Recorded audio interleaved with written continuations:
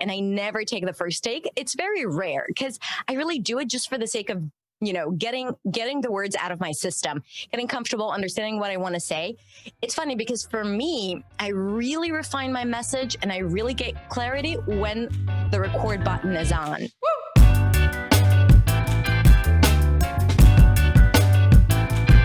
Welcome everyone to Authentic as Fuck podcast. Today we have Hadar Shemesh. She's an accent and fluency coach. She's built a pretty strong community, especially on Facebook. She's got a pretty big YouTube channel. She also has a podcast called the Influency Podcast. She has a few programs called Accent Makeover, English Teachers Academy, and the Beyond Membership. You can see all of that on her website, hadarshemesh.com. I'll put everything on the link below. She actually helped me find some clarity in my own personal branding journey. So I just wanted to have her on so she can shed some of your experience and knowledge. Welcome, Hadar. Hey, San. Thank you so much for having me here. Thank you so much for being here. I'm so honored to have you. So where are you? Mine. So why don't you kind of tell the listeners where are you from? Your quick little story, because it's a very interesting story. Sure. So my name is Hadar. I'm a speech and pronunciation coach and confidence coach in speaking. And I'm from Tel Aviv, Israel. I'm a non-native speaker of English. And basically, I share with my students and my followers my own personal journey and everything I've learned along the way. And the most important thing, I think, when communicating in English is to just show up as yourself and to lose this idea of perfection and just allow yourself to communicate, which is the most important thing. And I help people understand how they can use English to do that. And that's it. I'm very fortunate to have an incredible community of speakers of English from around the world. And thanks to technology and Facebook and social media. And I'm also a teacher trainer. So I help teachers understand how to teach pronunciation with simplicity and clarity. So they really help their students get what they need and also build businesses online and build personal brands. Awesome. Yeah. So let's start with that, because I wanted to ask you about like all the personal brand stuff, like the selling courses and all of that, because you've been doing it for a long time and you have a lot of personal experience in it. But first, what you mentioned about the confidence part, right? So there are a lot of like non-native English speakers who want to make English content, but they're afraid to like show up on camera because, maybe they think they don't sound good enough or something like that. Right. So first of all, is it important that for them to have a fluent accent, or? This is such a good question because I think a lot of times creators or personal brands who don't speak English as a first language, they really stick to creating content in their own language to their own local market, and they're not expanding or they're afraid because of English. And they think it's just like an individual experience of them. Just all they need to do is just do a little bit, like they need to improve their English a bit more, work on their accent so they can show up confidently on camera or expand their business to a global business. The thing is with, the online world today, everything is global. So English is really the language that you should, you should feel comfortable in if you want to succeed, doing business online. And what you are asking me, I have several answers. The first one is you have to just start showing up in English and creating content in English to build the confidence that you need and the fluency that you need, to really help the people who need you out there. And it's never going to be like it is in your native language. That's just how it is. So if you keep on waiting for your English to be as good as your native language so that people can trust you or think that you're an authority, you will always stay stuck, or you will always, kind of like wait for something that is probably not that it's not going to happen. It's just, why waste your time? And for you to be able to reach that level where you feel comfortable in English, the only way to do that is to speak, is to do what you're doing in English. So the answer is, of course, when English is not an issue and when you're like 100% fluent and you feel confident, you'll have an easier time communicating your message, for sure. But for you to get there, you have to start communicating your message in English. It doesn't happen on its own. And you don't need to have a standard American or standard British accent to be considered an authority in your field. And a lot of times people are afraid that they're going to be considered as less intelligent, or maybe people are not going to take them seriously. And the truth is, there will always be judgment, and people will always find reasons to judge you. And if you just keep looking for excuses and using English as an excuse, you're just, it's just coming out of the fear of rejection, or the fear of people not liking what you have to. And that's part of the entrepreneurship journey, right? So I think that if at some point you want to grow your business and you want to go global, then showing up on video is probably the most important thing. And the sooner, the better. Yeah, exactly. I think for me, like Arnold Schwarzenegger is a good example, because like there are a lot of people who think that he's not smart because of his accent, but he's super smart. And I think if you just show up, over time, people know if you're smart or not already. Right. You know what I mean? Like, it doesn't matter how you sound. Right. Like at the beginning, that's a good example, because at the beginning, he received a lot of judgment, but right now, no one talks about his accent anymore, right? Like they just, and that's what matters. Like if you add value, and if you keep, if you stay consistent and you keep serving, no one would care about your mistakes or your accent. Really, ultimately, it is about communication. And I also found that like a lot of people, it's not that they don't know the English. They know what to say. Yeah. They're just like self-conscious of their accent, I think. So what you're saying is by practicing putting out content, that's how you're going to get better at more. Right. Because, when I first started creating content and started my YouTube channel, I did not have the confidence that I have now, right? Like 5 years later or 4 years later. And that is really the secret. Like you learn what works for you. You learn what doesn't work for you. You learn how to be fluent in front of the camera, which is a little different than being fluent in a conversation. But you need to do that. And you need to also build that muscle of, I know it's not perfect. I know I don't sound like I want to sound, but I'm still going to put it out there. And then you do it. And then you realize that all the fears and the judgments and the horrible voices that you have in your head, no one thinks that as well, right? Like it's just in your head. And the sooner you do that, the sooner you realize that there's a lot more value or a lot more advantages than disadvantages with, creating videos and putting yourself out there. And what do you think about because for me, I'm a native speaker and it's still hard for me to go on. It was still very hard for me to go on video. For the first 3 months, I think, when I started posting videos, I was like, I didn't even want to watch my videos because I was like, it was so cringy. So do you think it's something that just non-native speakers feel, or do you think it's just how was it for you? Because you were already native speaker. I think it's the human experience, right? I remember when I just moved to New York, I got an answering machine. Do you remember those back? I don't remember. And I remember trying to record my message, and it took me 2 hours. And then I just kept it on the automated message because I hated my voice. Like you would play and you're like, no, I can't believe I sound like that. Because of course you don't sound in your head. You sound very different than how you would sound when you record yourself. And all of a sudden you're like, is this me? I can't believe it. Same thing with video. You're like, is this how I talk? Is this how? It's the human experience. So and the more you do it, you normalize it.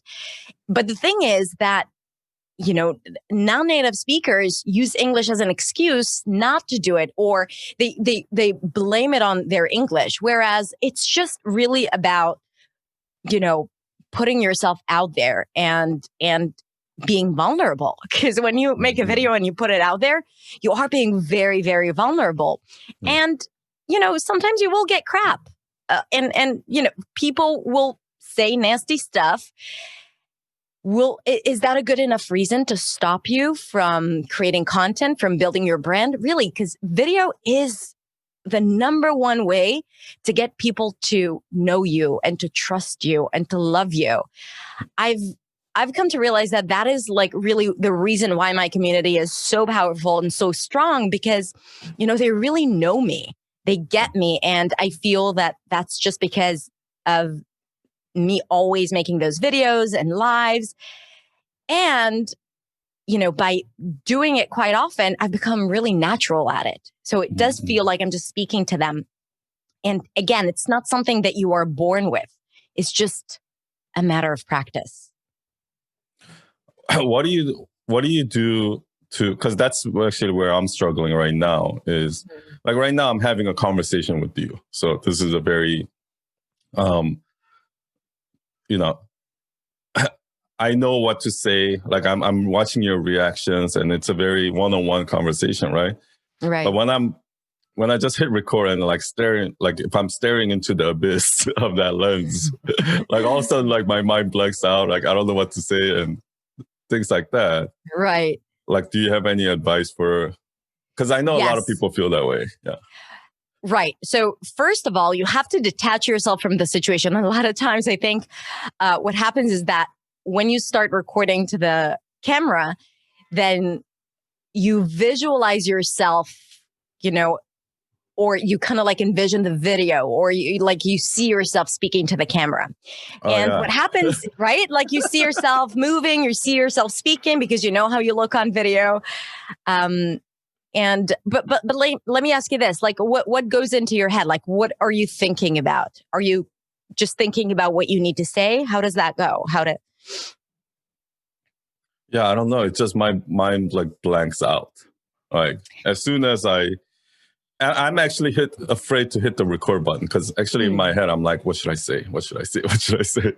Something like that. Okay. So you know what I do? So I have a few tips for that. First, you have to make it very personal and very specific. So for those of you who know what an ICA is, your ideal customer avatar, basically, and for me, it was always one of my students. So I had, an image of someone that I love and I want to serve, and I would put them in front of me and I would really visualize them in front of me speaking to them. Right. So like your brain is very powerful. And sometimes even if you just visualize it, it really does shift your attention. Plus it reminds you to focus on them and not on you. Because, when we talk about marketing and when we talk about serving our audience, it really is about them and not about us. So like you have to bring it over to that session. Second, I always hit record without, like I'm preparing a little bit. So I write my bullet points and all of that, but I always hit record knowing that this is still my practice, right? So I'm never, ever, ever pressing record and then thinking this is going to be the final take. Never. And I never take the first take. It's very rare because I really do it just for the sake of getting the words out of my system, getting comfortable, understanding what I want to say. It's funny because for me, I really refine my message and I really get clarity when the record button is on, right? So I do it a few times and then, I pause, I do it again. And then usually the third or fourth time, I would get it perfectly. If it's so you leave it recording the whole time? Yeah. No, okay. So I might just record, stop the recording, start again. It's like I do takes, right? Okay. And then usually on the third take, I'm on a roll and I really feel it.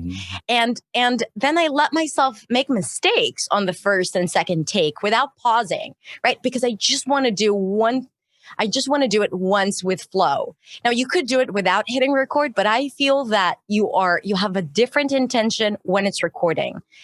And sometimes it's just like the perfect take. So, you might as well just take it and then you're good to go. But never, like, always know that the first take is not the take that you're going to use. So you're giving yourself permission to not, do it perfect. And then usually that, like, the pressure is off of you, and then you're able to do it well. Yeah, I love that, because like when I was in film school, we used to do that. We'll always say, let's record the rehearsal, right? Yeah. Because sometimes you just never know. And also it just makes everyone feel comfortable. Like they wouldn't have to have it perfect. Right. Exactly. And when you when you're envisioning someone like on the other side of in that lens, right? Is it always the same person, or is it a different person every video you do? So right now, I no longer need to do that, because I've gotten used to having that like comfortable conversational tone. But when I did, I used to keep the same person, right? So I used to have already a relationship with them in my head. Another thing that could really be helpful is to look at what you're going to say, right? So if you have bullet points, introduction, you want to assign a tone and an objection, right? Like, what is the tone that you want this introduction to have, right? Friendly, inviting, angry. And then also after that, when you present your topic, right? What is your opinion about that? So you want to be clear about it and understand that your voice carries these emotions or the tone, right? And then it also lures people in and gets them into your world, and it makes it more interesting. So it's not, it's not like flat, or people don't know exactly what you think about what it is that you're saying. And also, what is your objection, right? Like, what are you trying to get the other person to feel and to know? Are you inviting? So it's like the call to action. So you have to have that call to action in your head in how you say the things, right? Have like a verb that drives you to invite, to explain, to build, right? So have a verb that you keep going back to. So even if you focus on just that, something about your voice and your intonation and your intention will change according to, that thing that drives you. Oh, I love that. So yeah, I mean, I think you kind of hit a point that I think the reason why people love my videos is because, well, not all of them, but the ones that I see that people like are the ones that has emotion in it, right? Because sometimes when I talk, I get really passionate. Sometimes I'm just giving information. And the reason why I'm passionate about it is because, like, I'm talking to somebody usually, and I'm trying to get this idea through to them. Right. But if that person is not there, you're saying that we still need to embody that emotion before we go on camera. Yeah, like you have, now instead of one person, you have, thousands of people watching this, and you have even a bigger responsibility to get them excited about what it is that you're saying, right? And yes, people relate to emotions. That's how they connect. This is why I said video is so great. If you're able to, to show your humanity, to show your personality. You always talk about personality. You always talk about authenticity. So your voice expresses your authentic self, like who you are, what you are passionate about, right? If everything is flat and emotion free, then people are like, okay, like it's like reading a text. So what's the point of making a video? But if you are making a video and because, as I said, when I talked about tone of voice, right? Like you could be happy about something, or you could be really pissed off about something, saying the same thing. This is why people watch videos. And when they see you feeling something, they are going to start feeling something because it's contagious. And when they see you excited about it, they're going to get excited about it.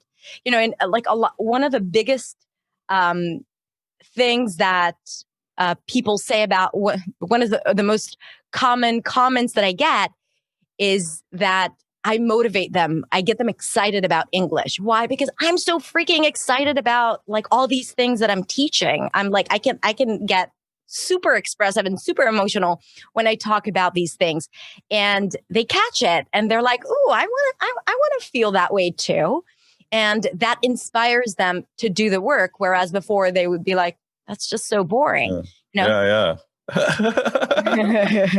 Yeah, you actually like kind of made me think about that, because it's the same in sales. Because I do, I'm in a lot of sales meetings, and usually when you talk about websites, right? Because I sell websites are boring, right? Like what's well, how excited can you be about websites? But I get super excited about it because it is my passion, right? So I start going into like the details, the things that they've never even thought of, right? Like, and once they see how excited I am about websites, it almost makes them excited about websites too. Yes, exactly. And also, what's acting? I have a background in acting because I used to have a more present Israeli accent when I was 20, and then I went to an acting school, and that's where I acquired the American accent. But like even acting is like understanding that you have this array of emotions. So you're excited about websites, and I'm excited about pronunciation and motivation in learning. But I can talk about something else that I'm not excited about and think about how passionate I am about, pronunciation or learning English. And I can have that emotion while using the words of that thing that I'm not excited about. So it's true that you want to be excited, but the whole thing is to understand, what do you want the people watching you to feel? And you need to feel that, and whatever triggers you to feel that, use that. It doesn't even have to be what you're talking about, because sometimes you will be excited about things that you talk about. And sometimes it'd be just like, information, cold information, algorithms, right? Do you need to sound boring when you talk about algorithm? No. So how do you convey that passion, or how do you convey that passionately? You think about, the bigger goal here, which is to help them change their lives. And you're passionate about that. So remind yourself of that.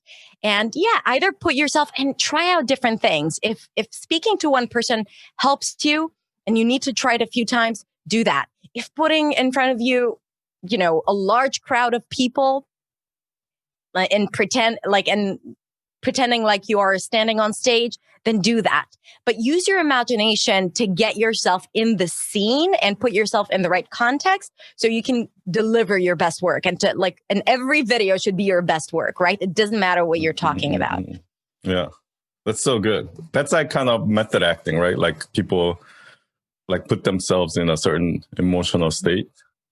Yeah, like tapping into a past experience, right? Yeah. Tapping into past experience and using that emotion, but using someone else's words, basically. Yes. Yeah. That's awesome. Yeah, because it's hard for me I'm pretty much passionate about everything. I can get excited about anything. So it's harder for me to relate, right? But that's a really good tip. No, but if you're excited, again, obviously it's you want to give it it's also about giving yourself permission, to express that enthusiasm in your voice. Because a lot of times we can be excited, but then we shut down a little bit when the camera is on or when we speak to people, right? And we shut down and we can I don't want to sound too much. Especially non-native speakers, for example, they feel like if they use a lot of pitch, that would make them sound fake. Right now, pitch is important in English, and in some languages, it's not. Like in some languages, there aren't a lot of changes in tone, in pitch. So for them, it would feel extremely awkward. And the thing is, you have to understand how the language works and to use that to your advantage, and also to understand that once you turn the camera on or when you speak to people, you have to be okay with that feeling of it's going to feel a little artificial. It's going to feel a little fake, and to be okay with that because, it's part of the work that you're doing. that if anything, you should be over emotional, because I remember when I used to like direct actors, like they have to overact in order for it to show out normal on screen. Like, Right. because everything feels toned down on screen. Yeah. And it's the same thing with pronunciation, right? And accent, like they learn something and then they tone it down. So absolutely. Like I always tell them, do it like 150%. So when you do speak normally, right? Or when you do go to your day-to-day speech, you'll have like, you'll be at 80%. So it's like exactly what you're saying. Yeah. Okay. Thank you so much for this. Cause I think this is, video, I feel like is the one thing that so many people struggle with. Mm-hmm. But I feel like it's the one thing that really builds that relationship with like you said, right? Your community. Yeah. I could recommend, by the way, for people who struggle with video, an exercise, and that is to decide on something to speak about, right? And to make a video every single day. And make a video of up to 3 minutes talking about that topic, whether it's something that you usually teach or, that you're passionate about. The same topic. Now, you do it for the first day. The next day you watch, not the same day, but the next day you watch the video. You give yourself 1 or 2 points for improvement. So you look at yourself, not like, don't start making a list of all the bad things that you saw in the video, but just say, okay, what is one thing that I can change to make it a little better, right? 1% better, not change the video completely, 1%. And then you make another video that day of the same topic, right? In front of the camera. And you focus on that one thing that you want to change. The following day, you do the same thing. You watch the second video, and then you think of one thing that you can do to improve. And then you do that for 5 to 7 days, same topic, same video. The following week, a different topic, but you want to do it consistently. Now, there's no doubt that the 5th video or 7th video is going to be a lot better than the first video. And the 28th video is going to be a lot better than the first, even if it's a different topic, because you kind of like get the hang of it and like you learn how to improve 1% each time, ultimately, making a huge progress and a huge difference in how you speak in front of the camera. It's like going to the gym. It's like going to the gym. Yeah. And those videos, should they post it? Or nope, it's your practice videos. Now, if you end up creating a video that, that is awesome, then you can post it. But the idea is not to do it for social media. It's to do it for the sake of practice, to do it for getting better on camera. And then, that'll build up your confidence. Exactly. Yeah. And also your awareness and your ability to really tweak and change things and improve. So in your Facebook group, you also tell people to post videos on Facebook group. Yeah. Like, do you think that's like a good practice? It's like kind of a safe place. I guess it's not like the open public. Right. It's a very safe place. We are really, really strict about privacy and making sure that no one shares content out there. And it's a beautiful community where we post a topic every week and ask people to share their opinion. Because first, again, like I think getting comfortable on video is more challenging than getting comfortable speaking to someone, in real life. So when you get comfortable on video, of course, it improves your ability to communicate in English in real life. That's one thing. Second, a lot of the people in the community don't have an opportunity to speak English. So all of a sudden they have this opportunity thanks to the ability of creating videos. Also, it helps people connect with each other because it's not just people posting things. You really get to know people. And the questions that I ask are sometimes very personal. So they share intimate details about their lives and they get really, really personal. So it helps build the community. So I find videos such a great way to build the community, but also build the confidence in English. And we have activities, but everything is around videos. And I think it's such a fantastic tool, but not just for non-native speakers, for native speakers as well. So less to practice English, but really to both to connect and to get comfortable speaking. I think it's also great. Sorry, like one last thing. Oh, yeah.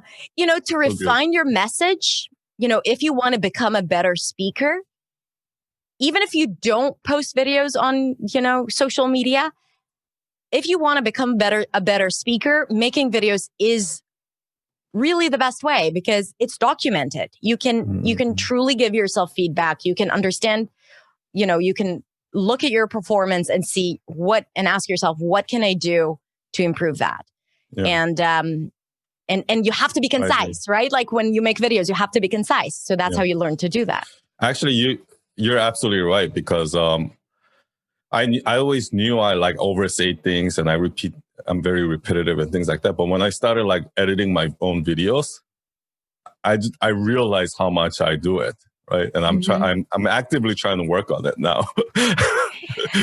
And at the same time, like sometimes we do need to repeat ideas because people don't always get it the first time you say it, right? So it's like, so we want to find that balance between like understanding what works, what can we keep, what's excessive, filler words, for example, Yeah. Like when I noticed I say like so much. It's so cringy. Like when I edit it up, like I know. I just did it out. I say so, and a lot of times, and then it's the same. Like wait a minute. But at the same time, if you take those out completely, the speech is not going to sound natural. That's true. We do want that. So it really is about the balance. Yeah. But I think it helps me watching myself. Now I'm aware of what I'm doing wrong. And then once you're aware, you can fix it, right? But before I wasn't even aware. I thought I was fine. So 100%. Because, like if you're unaware, how can you grow, right? How can you reach a breakthrough if you're just doing the same thing again and again and again, thinking that you're improving simply by just creating more? But no, like you have to be, and it's more about quality than quantity. So make less videos, but make sure that you learn something from each single video. You also do these Zoom kind of calls in your Facebook group, right? Can you talk a little more about that? Well, Zoom is my friend, and it has been even before COVID, because I do teach people from around the world, and sometimes I have Zoom calls of like 300 and even 400 people. So I love that. I love being able to see everyone's faces. It's so different than going live, right? Where you can, it's essentially the same, right? It's me speaking and there is a chat box. I usually don't, so it depends on the lesson, but sometimes if it's like a lecture, then it's mainly me speaking, but it works so well because you understand that you are a part of this community. And there is something very powerful of seeing hundreds of people from all around the world. Someone is watching when it's 4 a.m. and 9 a.m. and 6 p.m. And it's like, and we're all there together sharing a moment. And sometimes, a lot of times we talk about mindset and confidence, and it can get very emotional. So I think these moments are extremely powerful. And when you're comfortable on video, you're also comfortable on Zoom. It's easier to be comfortable on Zoom because, again, it's like you said, when you are speaking to someone, it's easier.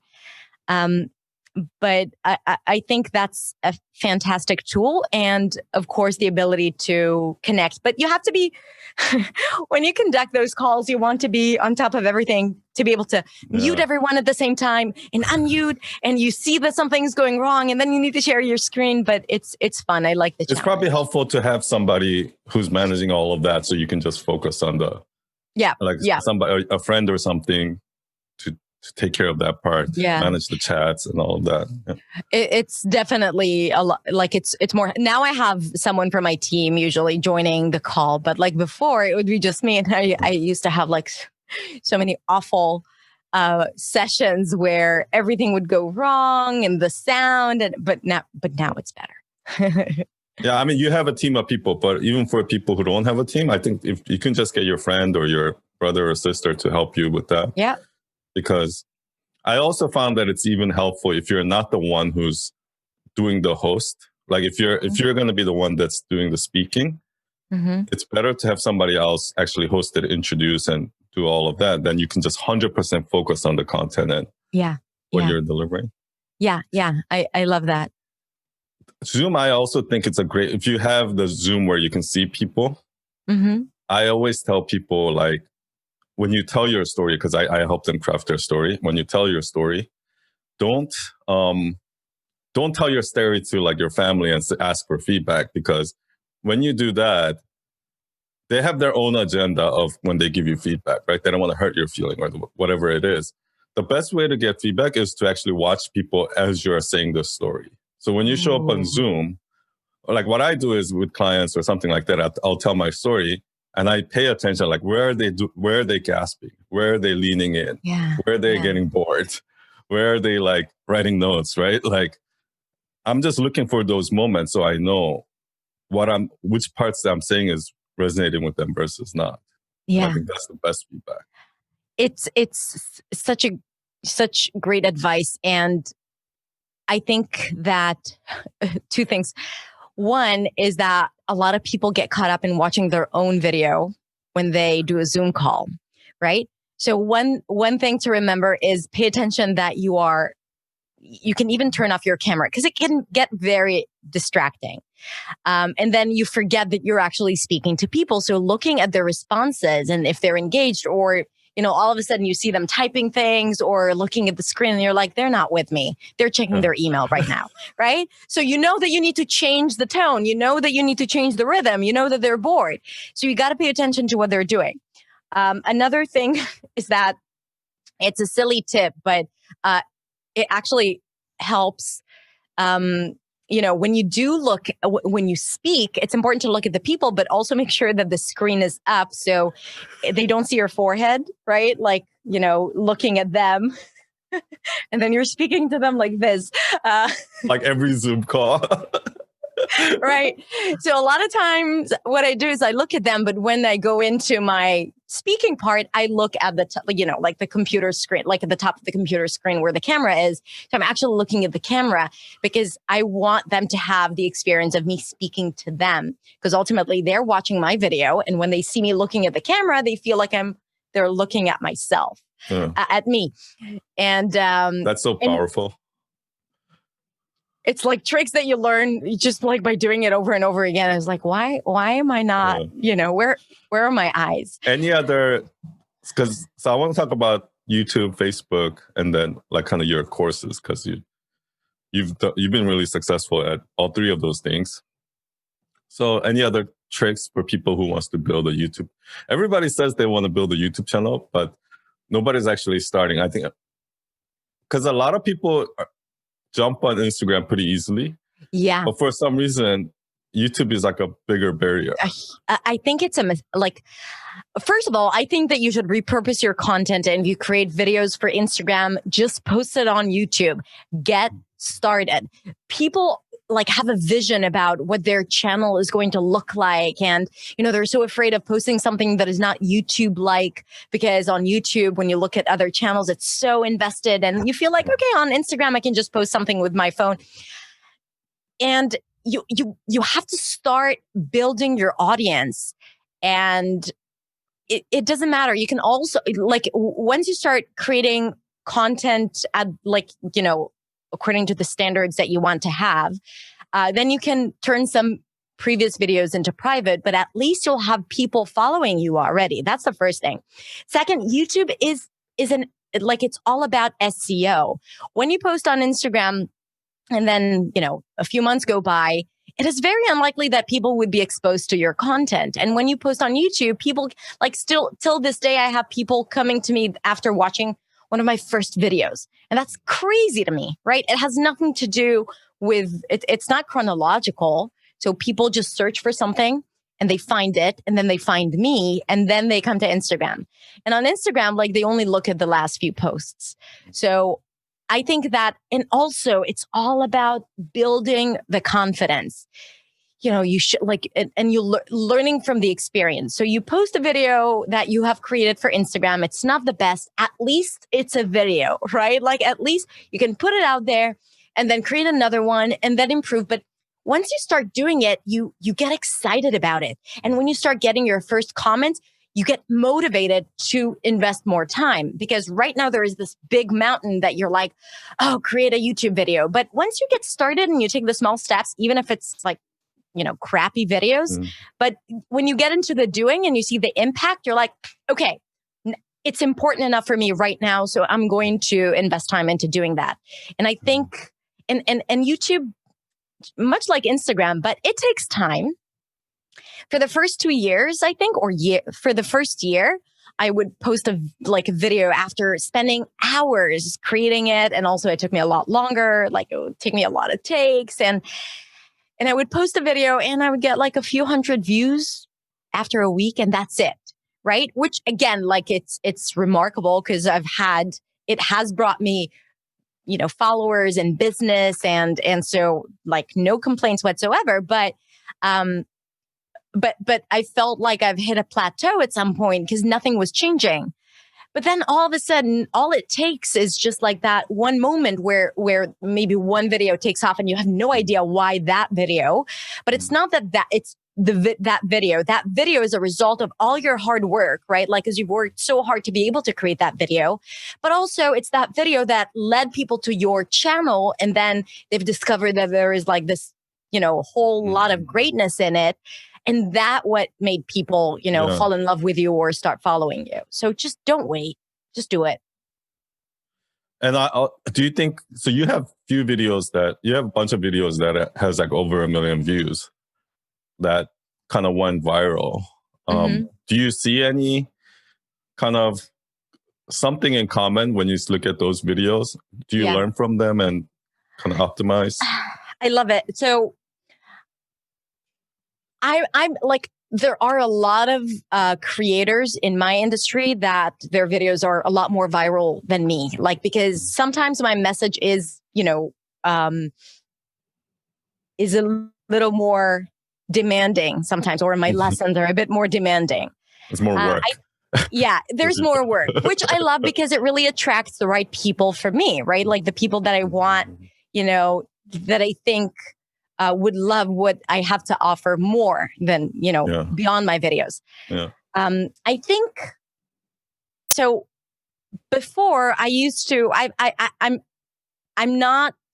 never kind of like tried to figure out the trends, and I'm not sure it's a good thing, right? It's just a habit. I was just like into the creation of videos that I've never really explored trends and keywords. But when I did, then one of that videos went viral. But I think the ones that I'm most proud of are the ones that kind of challenge common perceptions, because I'm very much, one of my biggest themes in my teaching is that it's not just about consuming more content, it's how you learn. And, on YouTube, there is this thing that is geared towards just sucking you into consuming more content, right? Because they want to keep you on the platform, but that doesn't serve you as a learner or as a creator or as an entrepreneur. Just consuming more content is not helpful. You have to take something and then implement it. And that's it. So I think, my most viral video is about that. It's about saying, stop going into the rabbit hole of just watching more videos and reminding yourself how much you still don't know. Take one thing and implement it. I think the things that challenge common conceptions is like what was working for me the best, because it's kind of like, oh, that's different. I've never thought about it that way. Yeah, exactly. Yeah. I think it's a balance. I do. There are some viral posts. Obviously, it's totally different on YouTube, but there are some viral posts that goes viral, and it might not necessarily be like the one I'm most proud of. But the thing is, it brings attention, and then some of those people might like my other posts. But I'm with you. I think you should just talk about what you're passionate about without really caring for the numbers. Because the analogy I always use is like Pearl Jam, right? They're or like Foo Fighters. These are bands that are not like massively like there's no like huge like agency behind them and things like that. But they have hardcore fans, and Right. those fans that they've gathered, that small number of fans, they'll buy anything. If they put out like a $200 album, they'll buy it, right? Yeah. And that's what you want, really. Yes.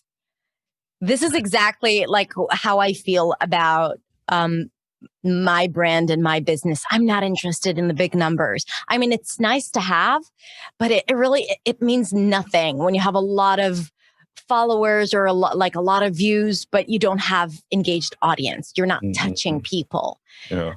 And I personally know so many of my community members, not even my students, but my community members, because I pay attention. I make them feel seen. I watch their videos. I comment. I encourage them. And I think that is extremely, like in the comments of the videos, I don't give them generic responses to their comments. Like I really read what they took the time to write, and I reply to them with intention, and and the main intention is to make them feel good and like appreciate it, and that I respect their time, like, watching my videos or commenting even. And it really is the most important thing. When I read your comments and stuff like that, people in your community feel like you're like their older sister, or like they actually like know you, right? Like in person, and they all say that they're like, oh, Hadar like really cares, like she feels like older sister or something like that, which I love, right? And you have a pretty big community, so to be able to maintain that with that size of community, I think it's amazing. Well, it really isn't just me alone, because when you build a community, then, you realize that you see the dominant people. So part of the work was just to encourage them to care for the community and to give them responsibilities. And then now I have an incredible team of moderators and team and community members who are there to really make it work and allow everyone to feel safe, right? And on Facebook, because especially women, when they post something and then they get 100 friend requests or messages, or will you marry me? Me's, we make sure that doesn't happen in our community. And it's all, I can't do it alone, right? I used to when we just started, but right now it's a teamwork. But that's the idea of a community, that everyone cares about it so much that they're putting in the work and the energy into making it the best place ever. And then the community is also associated with my brand. And I do believe that your brand is always only as strong as your community. Your brand is only as strong as your community, because if you don't have a community or super fans or followers that love you, then, numbers don't matter. Yeah. And when you're always about like looking for cracking the algorithm or trends, then you might cross boundaries, or step on your values. Because for me, I have a very clear red line as to what is the language that I use to promote my videos, right? And I would never use something dismissive or that would make them feel less than. And a lot of times to get people to watch, don't sound like this. Don't say this. You are mispronouncing. You sound like a native speaker. All of that like people like are triggered to click on it because it triggers negative emotions. So that is my red line, even though I know that if I were to use it, I would gain a lot more viewers and followers because I would fall into those trends. Oh, you mean like in the titles? In the titles, in the copy, right. So That's what I'm doing. I should stop doing that. I mean, listen, if it really goes against your values, then you need to ask yourself, is it something that I want to promote? Do I want to be a part of it? If it's something that just leads them into understanding how you're just like flipping it on its head, I think that's something else. But it really does require it's more than just getting people to click, I think. Yeah. I guess you're right, because like I am very keen on building a community just like you. And like I don't do that in the comments and stuff like that, but I do that in the call to action. I'll always say, stop doing this or don't do this.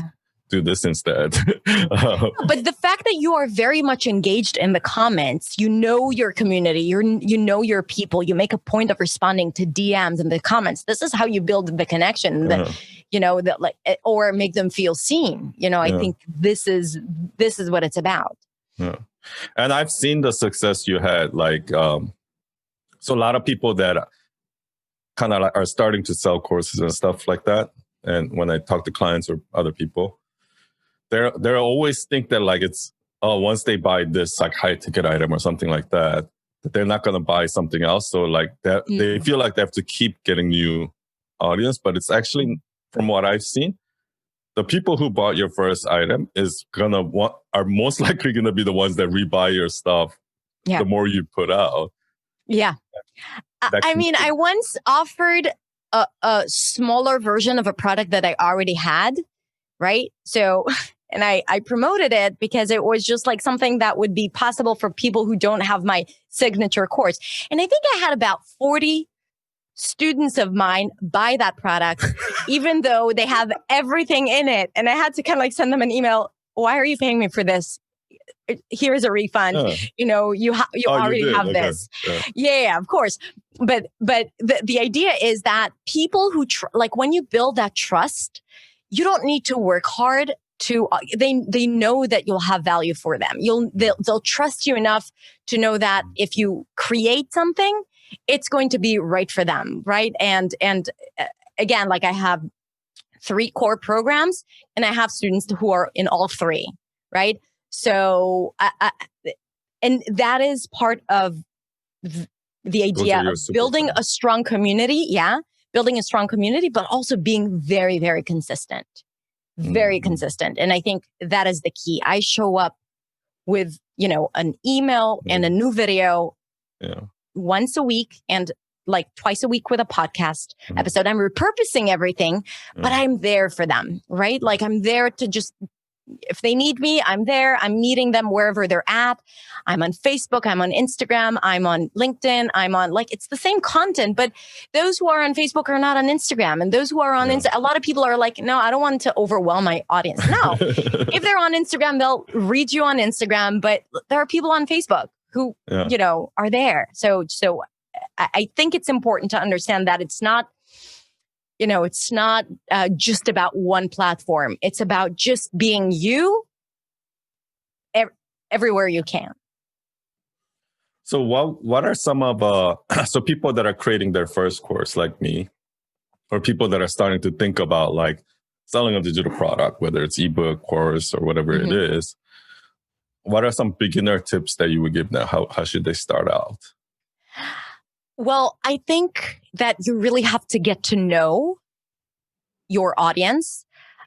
So for example, for the teachers in my program, in English Teachers Academy, I've had some teachers who wanted to start creating, they just started teaching or building their teaching business. They wanted to start creating a product. And I told them, if you want to create a stellar product, start teaching that content one-on-one or in live groups. Because I truly feel that for you to understand what works and what doesn't, like you said, when I tell a story, I look for their reaction.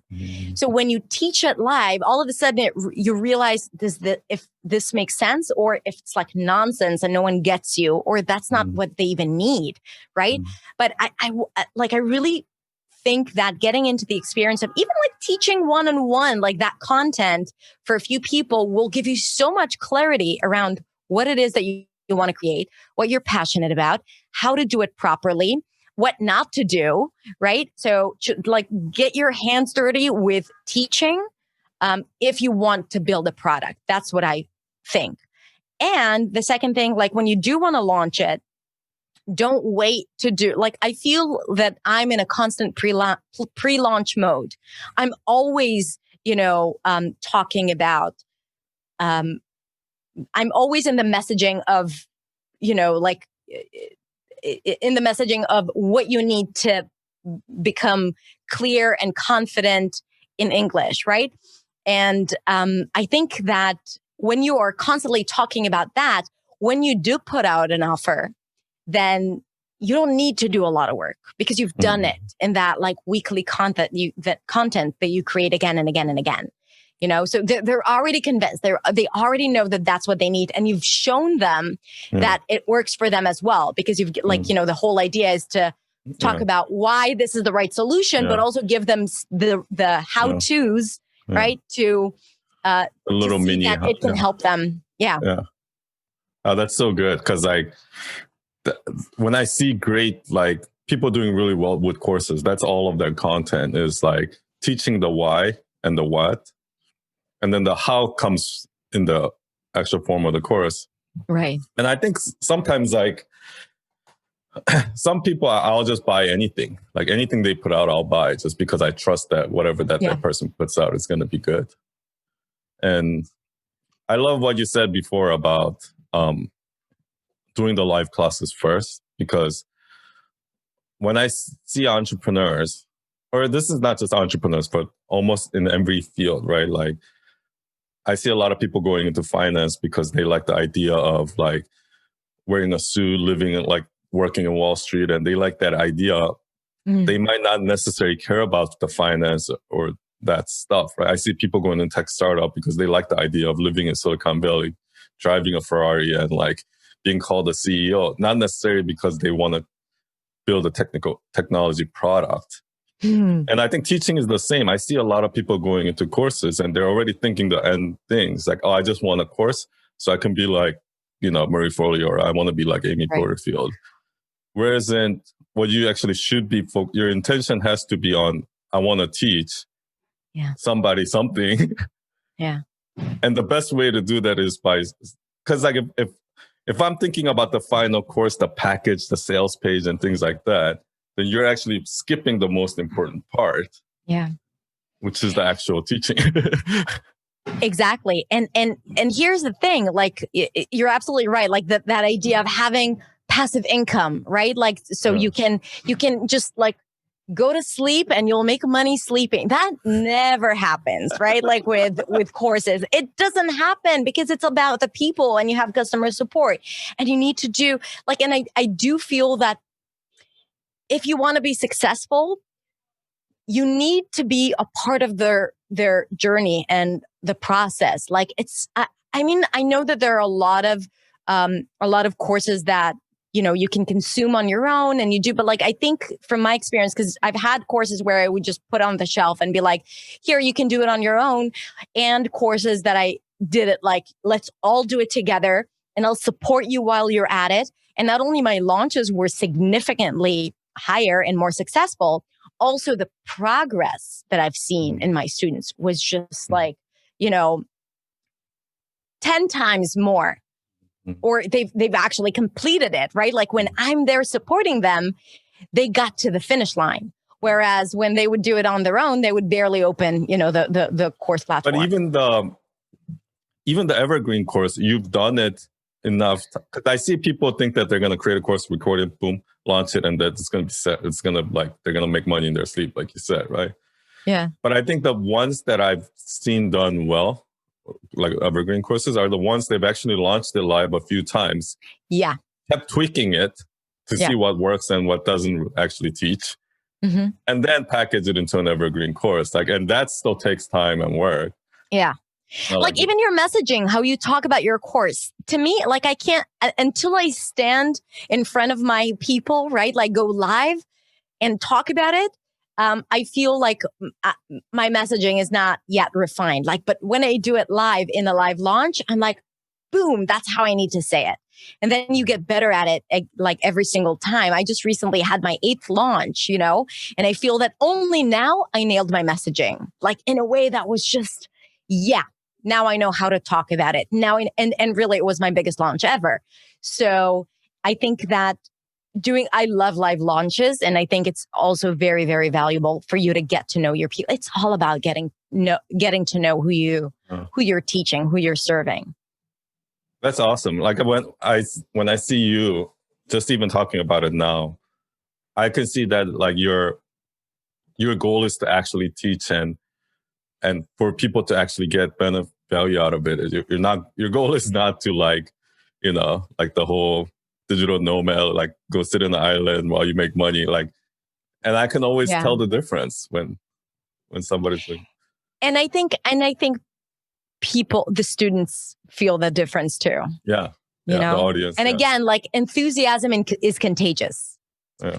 So, ultimately, it's just, if they feel that the teacher really cares about their progress, they would feel obligated. They would want to do the work, not to disappoint them. Truly, like that's sometimes how I feel my students feel. But then they get the results, right? And then they rave about your course because it has gotten them the results. And then you get the best testimonials ever. Yeah. And then you sell more because of they rave about your course. It's like a cycle. Right. Yeah. But yeah, you're right. Like those are the online courses that I do the best in, where I don't want to let the teacher down. Yeah. She's going to be mad at me. I'll do my homework. Yeah. But the teacher or the community or someone, like, you want to be held accountable because you always want to take the easy route, right? Like be like, maybe I don't have to do it. Yeah. It's almost like a kind of coach, like, if you just sign up for a gym and that's it, you're not going to go, like you're going to stop. But if you sign up for a gym that has like a trainer or some sort of accountability. That knows your name, right? Yeah. And like, be like, okay, so son, how was your week? What did you do? Nothing. Yeah. Most likely I'm going to, it's more likely that I'm going to succeed than if I just do it on my own. Yeah. And you want to create that experience. Like, so you have to be smart about it. In how you structure your course, so you can create the experience that they would feel like you're always watching them and making sure that they're on the right track. Whether it's with your emails or with your system, maybe they need to submit something at the end. Yeah. What we do now in my new program, in Beyond, is that we track their progress, like how many lessons they complete. And if we see that someone hasn't opened their email or hasn't submitted, their monthly focus, so they need to decide on their fluency focus at the beginning of the month. And if they don't do that, I know that they're going to be overwhelmed. Because if they do, they get a task list of what they need to do throughout the month, because it's like a gym, right, for English. And if they haven't submitted, that means that they might have not done the evaluation. And that means that I know that they're not going to succeed, which means that they might quit and not see results. So I ask them to submit it. And if they don't, I send them an email after a few days telling them, are you procrastinating? Just to remind you, don't waste your time and money. Do the work, right? It's more work for me, but it does serve them. And ultimately, if they feel like they take advantage of the program, they will stay. Yeah. If not, they'll quit. Yeah. I mean, it's more work for you, but it's like, in comparison, it's tiny bit of work for to get a much bigger result for them. Exactly. And you have to build it into your programs, and you have to, like, you really have to think it through. What can I do, like with the emails or the systems, or if they don't complete a lesson, if you use, a platform that you can track their progress, what are you going to do about it? Right? A lot of times we think, okay, we'll just send them the email when the module opens and that's it. But I think that's not enough. Like, I think it's important to integrate that feeling of completion and accountability. So kind of my last question is, so now that, you've established this brand and your products, if you were to go, and you've been at it for years, if you were to go back and start over, right? What do you think are some of the mistakes you've made that you would do differently if you were to start from scratch? That's a great question. I think I would not try to do it all on my own for so long, right? Like, I think that I was trying to really, like, I would do the editing and the content and putting it all out there and writing the emails. And and that was really overwhelming, and, like managing the community. And I kept doing that for too long before I was even, considering my first VA.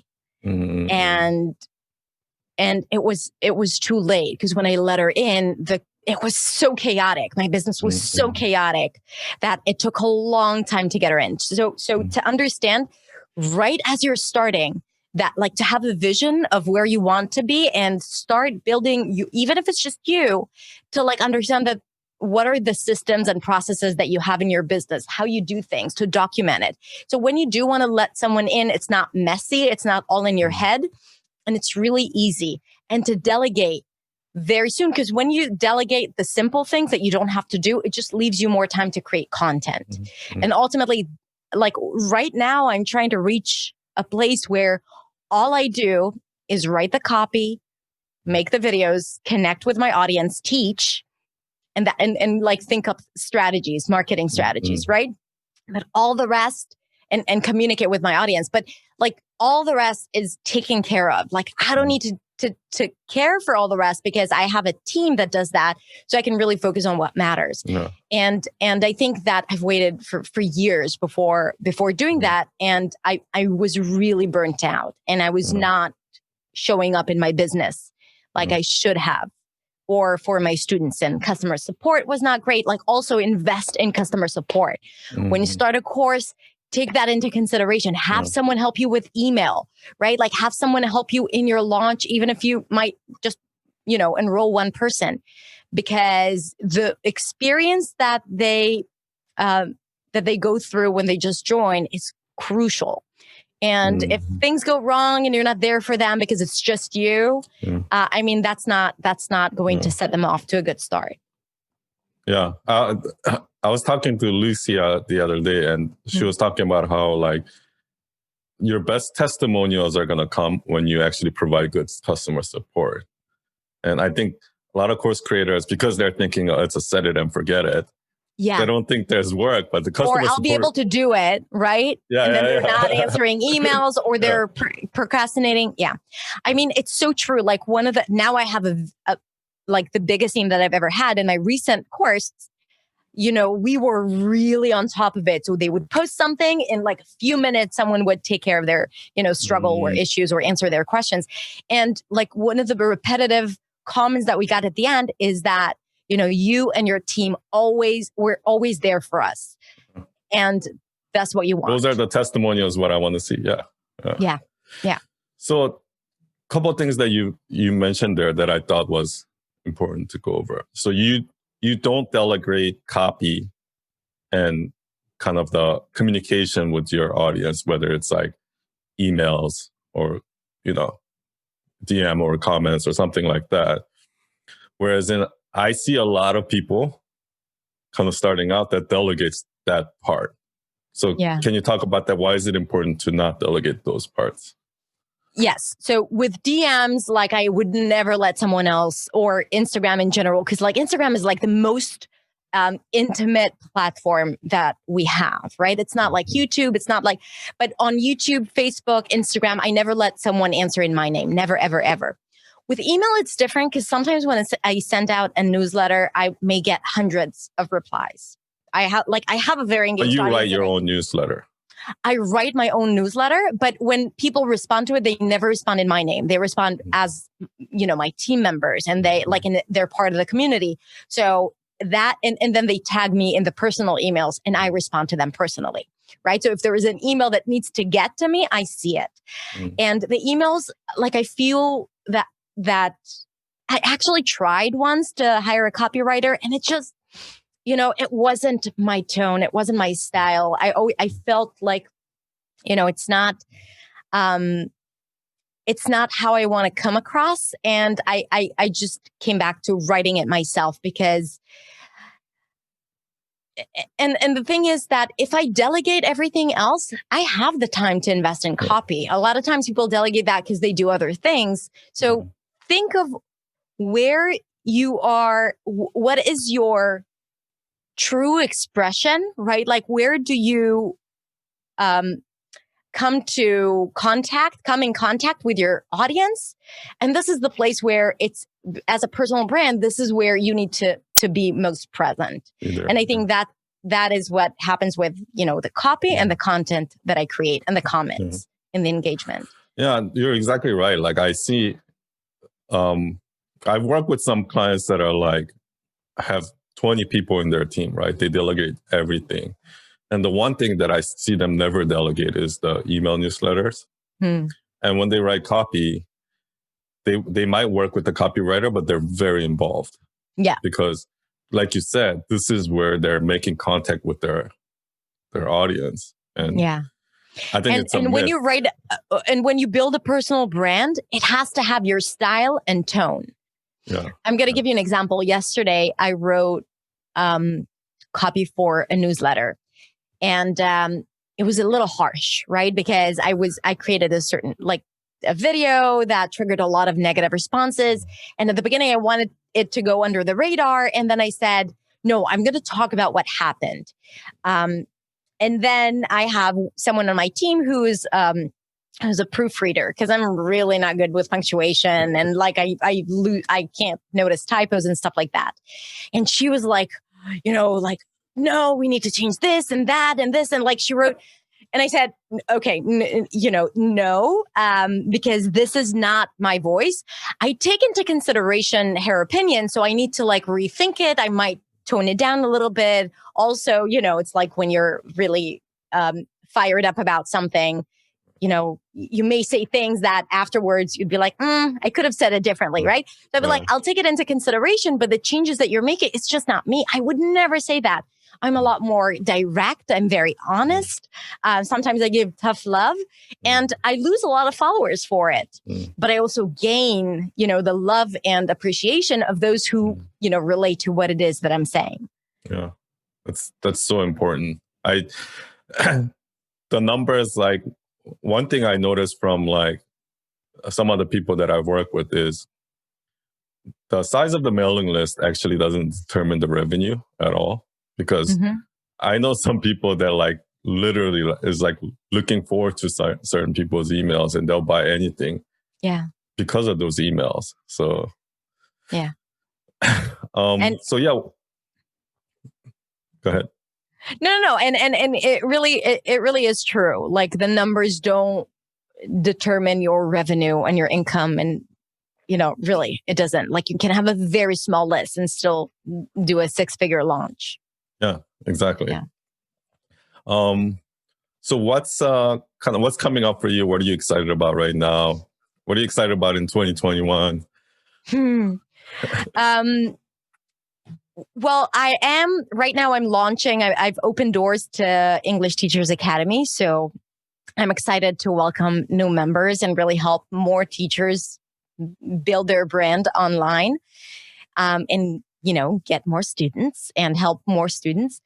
And in 2021, I think that I'm trying to figure out how my entire business works, both in terms of my team. So to really organize it, to like understand the organization tree and make sure that I am freeing myself up completely, and people are responsible for, they know what they're responsible for. I have an incredible team, but sometimes a lot of people are doing a bunch of things. And so I want to be clear on that, so I can really just push myself more in terms of the type of content that I create, the quality of my videos, and to keep spreading the message, but and understand how all my courses work together, and to create like this large community of teachers and students that all works together, in this beautiful harmony. Yeah. I think those org stuff is always like a good problem to have. It's yeah. Thank you so much. This has been so insightful. Every time I talk to you, I always like walk away some new knowledge that I can implement, like practical stuff that I can implement. So thank you. Thank you so much. Thank you so much for your time. Thank you for having me and sharing me with your audience, with your awesome community. Thank you. And thank you everyone for listening. I'll talk soon. Thank you, Bye, son. Hadar. Bye.